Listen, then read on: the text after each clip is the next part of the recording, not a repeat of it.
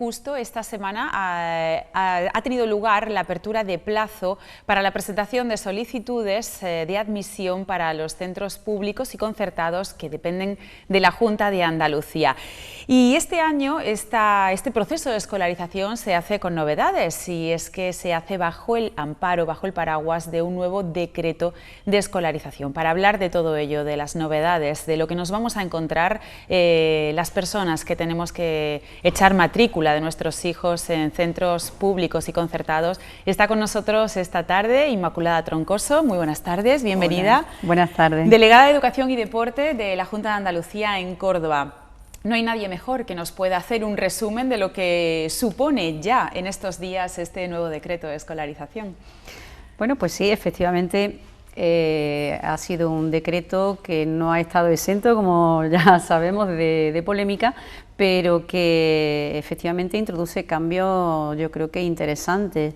El único punto más conflictivo ha sido el de la inclusión de un centro concertado en todas las áreas de influencia, para que se pueda avanzar en esa flexibilización de la familia a la hora de poder elegir a qué sitio quieren llevar a sus hijos. Pero bueno, introduce otras novedades que yo creo que han sido bastante aplaudidas y poco conocidas por todo el mundo. Pues hablemos de ellas. ¿Cuáles son estas novedades? Bueno, pues las novedades fundamentalmente, como decía, primero es avanzar en la posibilidad de libre elección de centro, para que las familias tanto puedan elegir un centro público como un centro concertado. Ese es uno de ellos, pero el baremo introduce importantes novedades, importantes cambios, como puede ser el reagrupamiento de hermanos o el conceder una mayor puntuación para las familias por domicilio familiar. Por otra parte, igualmente se van a mantener las listas de espera hasta el comienzo de las clases, lo cual va a favorecer la transparencia a la hora de poder matricular a los chicos. Y además, bueno, pues se va a favorecer las rentas más desfavorecidas, para que el alumnado con menos posibilidades económicas pueda incorporarse a aquellos centros que más deseen. Se introduce el factor de corrección del patrimonio, en fin, una serie de elementos. Bueno, se me olvidaba también algún otro, como por ejemplo el hecho de que se obtenga mayor puntuación a aquellos alumnos cuyos padres, cuyos progenitores trabajen en el centro educativo en el que se ha solicitado, por decir algunos de ellos. ¿Era necesario este cambio en educación en Andalucía?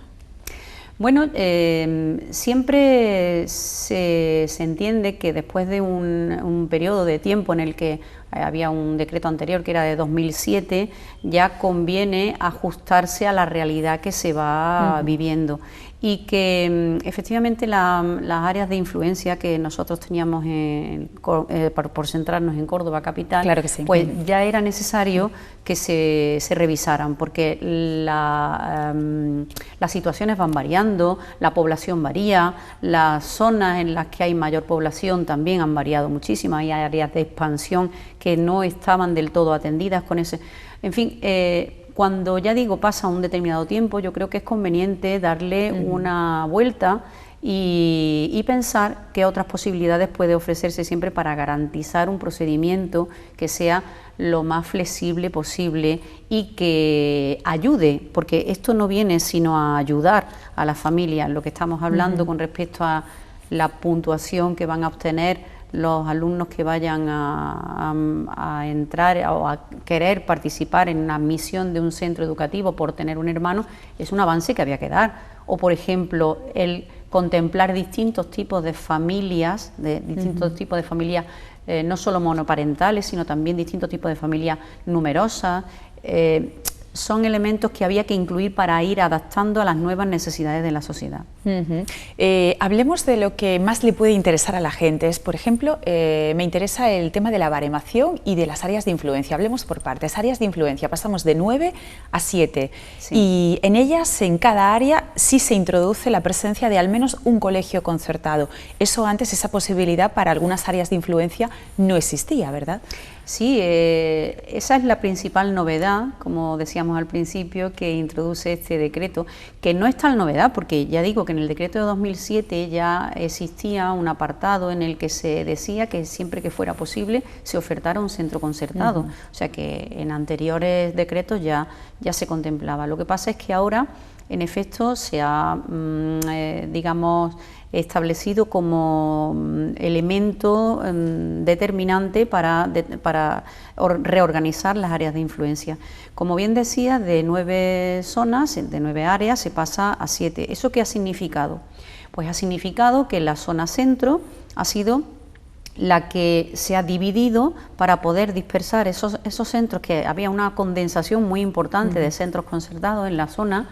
Centros concertados a los que la mayor parte de la familia accedían por domicilio no familiar, sino por laboral, lugar de ¿no? Trabajo, efectivamente, domicilio laboral. Con lo cual, de esa manera, abrimos la posibilidad de que ahora quien vaya a participar por la admisión de esos centros pueda ser por domicilio familiar. Favoreceríamos eso. Los datos son curiosos porque curiosamente, las familias que entraban por domicilio familiar en la zona centro venían a ser en torno al 40, al 40 y tanto, 50%, mientras que en otras zonas, en otras áreas de influencia, lo normal era entrar por domicilio familiar y estábamos hablando de un 75%, un 80% en algunas zonas, es decir, era mucho más alto, era curioso. De forma que, como estábamos diciendo, ahora esa zona centro se ha irradiado para distintas otras zonas, de manera que, a su vez, pues por ejemplo, la zona de Palmeras, que es de lo que estamos hablando, Miralbaida y demás, pueda tener acceso a centros concertados que antes no existía. Yo creo que verdaderamente eso no puede disgustarle, no debería disgustarle a nadie, esa posibilidad. Luego, las familias son libres de decidir lo que consideren, solicitarán o no. Pero bueno, la posibilidad existe, que es de lo que se trataba. Dentro de este tema, y haciendo referencia a la huelga que hubo precisamente ayer de escuelas públicas, las asociaciones de padres y madres de alumnos de escuela pública se quejan de que esto favorece a la concertada. Y por otro lado tenemos a escuelas católicas que ven muy bien el acceso a que cada área tenga un colegio concertado asignado como mínimo. Sin embargo, quieren pelear por conseguir la libre elección de centro para todas las familias, en este caso de Córdoba, que estamos hablando de Córdoba, aunque sería para toda Andalucía. ¿Qué decimos a una parte y a otra? Bueno, a ver, cuando se realizan modificaciones en la normativa no contenta nunca a todos. Eso es el punto de partida que tenemos que tener. Y lo muy sabemos claro. de antes, ¿no? Y eso ya se sabe. Vale. Cualquier cambio, eso es lo que se llama la resistencia al cambio, que es continua. Eso es indudable y incuestionable porque ocurre, ¿no? Efectivamente, la pública lo ha sentido como un ataque, pero yo creo que no debe considerarse así, ese debate no debe estar, porque en nuestro ánimo no ha estado en ningún momento el favorecer a uno o favorecer a otro, sino en establecer la posibilidad, como decía, es que no me canso de repetir, la flexibilización de la posibilidad de elección de centro. Entonces, es un decreto que no habla en ningún momento de unidades, ni habla en ningún momento de planificación. La planificación es flexible porque eso se va haciendo a medida que se va viendo la matrícula que va habiendo. Entonces, es necesario acomodarla, pero una vez ya establecido en sus periodos, en sus momentos.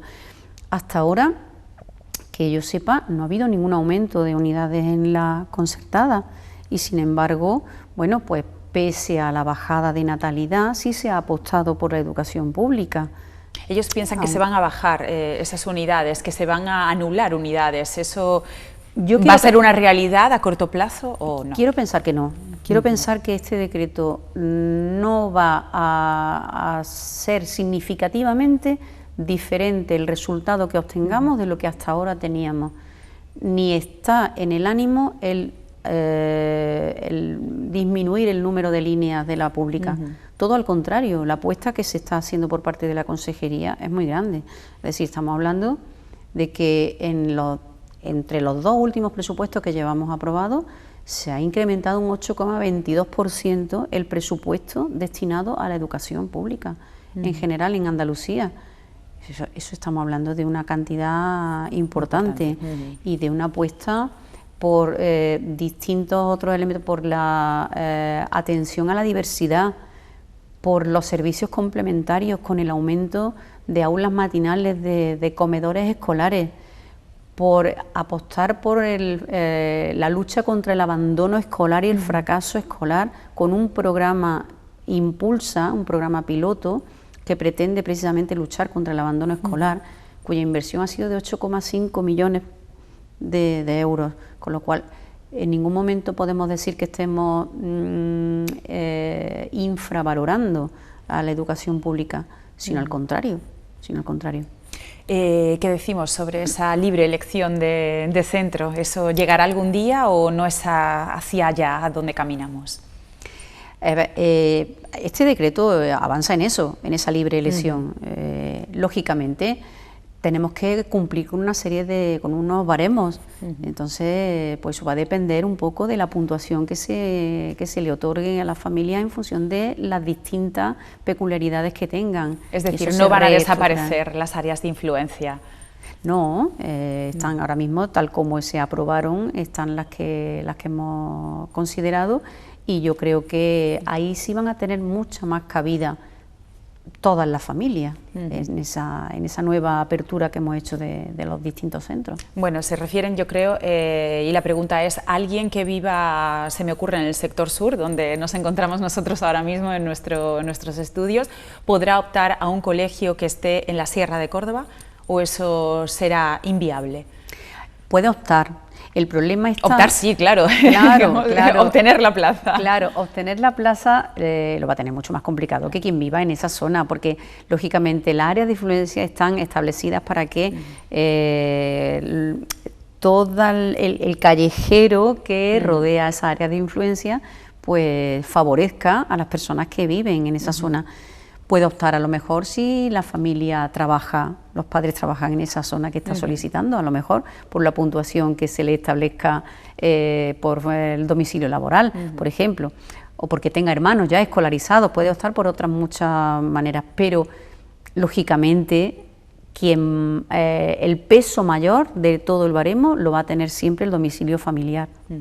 Hasta ahora la Junta de Andalucía se mostraba con una firme convicción en no aumentar la ratio. ¿Vamos a ser ahora más volubles en este sentido cuando la ocasión lo requiera? A ver, las ratios que están establecidas ahora mismo normativamente no ha habido ningún cambio que se vaya a producir. Lo que sí es cierto es que si existe una apuesta por estabilizar las plantillas y por que haya un mayor número de profesores, eso va a repercutir positivamente en que la proporción ratio-profesor pues, sea favorable, es decir, que se produzca un menor número de alumnos por profesor que tenga que atenderlo. Pero ya digo, normativamente no está establecido y eso puede ocurrir en algunos centros y en otros no. Es decir, ¿en qué casos puede ocurrir? Pues en los centros de la capital, por ejemplo, será mucho más probable que las aulas estén más completas. Si es una ratio de 30, pues estarán a 30, mientras que a lo mejor en zonas rurales ocurra que esa ratio de 30 por la despoblación que se está produciendo, pues no llegue a 30 y a lo mejor llegue a 25. Pero eso son variables. Son 25, ¿no? 25 en primaria, 30 en secundaria, ¿vale? Y 35 en bachillerato. Vale, Eso ya depende de los distintos tipos de enseñanza. Y en los centros que son de compensatoria, de atención educativa preferente, será la ratio de 25 en secundaria. Eso también cambia. Yo me refiero a ampliar la ratio, no a que se vea reducida por diferentes problemas como el despoblamiento, por ejemplo, de las áreas rurales. Bueno, siempre existe la posibilidad de que se pueda, en matrícula sobrevenida, ampliar un 10%, eso lo contempla la norma. Sí, eso puede ocurrir que sea así. Y eso es algo a lo que los directores del centro, los equipos directivos están muy acostumbrados. Yo que vengo de ser equipo directivo he estado siempre acostumbrada a que eso ocurra, que pueda... Bueno, Inmaculada, tenemos hasta el próximo 31 de marzo para realizar estas solicitudes de nuevo ingreso o de cambio de centro escolar. Se prevé que sea un mes más o menos tranquilo, que a 1 de abril podamos decir que todo ha transcurrido con normalidad, ¿no? Y supongo que si hay dudas, si todo este cambio en el decreto genera alguna duda, la delegación se pone también al servicio del ciudadano para resolverlas, ¿no? Por supuesto, el servicio de planificación y escolarización está, este mes es su mes estrella, es el mes que peor pasan, porque tienen muchísimo volumen de trabajo, pero siempre están dispuestos para atender cualquier duda que sea necesaria. Y bueno, la verdad es que si no puede ser telefónicamente porque sea imposible acceder a ellos están disponibles para cualquier duda que les pueda surgir. Del 1 al 31 de marzo, recordamos, tienen todas las familias la posibilidad de solicitar y sobre todo además otro avance que pueden hacerlo telemáticamente, con lo cual va a haber, bueno, pues se va a intentar agilizar el procedimiento de forma que no tenga que presentar tantísima documentación, que es otro de los elementos que introduce el decreto. Y ya para mediados de abril saldremos prácticamente de dudas con respecto a la puntuación que tiene cada uno y las posibilidades que tiene de entrar en un centro o no. Pues estaremos muy pendientes y estamos seguros de que al final todo volverá a la normalidad, los ánimos se calmarán y... Esto viene siendo común todos los años. En el mes de marzo causa muchísima expectativa, muchas inquietudes en las familias, sobre todo en los que escolarizan por primera vez en 3 años, que lógicamente pues tienen que tener muy claro cuál va a ser el itinerario educativo de su hijo prácticamente desde pequeñines hasta que llegan a bachillerato. Entonces es una decisión un tanto complicada, ya cada vez nos hacen elegir más temprano y agobia un poco a las familias, pero yo quiero que tengan la tranquilidad de que se les atenderá en cualquier duda y que todo va a ir con normalidad. Pues estamos seguros de ello. Inmaculada Troncoso, delegada de Educación y Deporte de la Junta de Andalucía en Córdoba, gracias por haber estado con nosotros, aclarándonos todas las dudas, aclarando todas las dudas también de nuestros espectadores y bueno, pues ánimo con este mes que tienen por delante. Muy bien. Muchísimas gracias, Mar. Muchas gracias. Placer. Igualmente.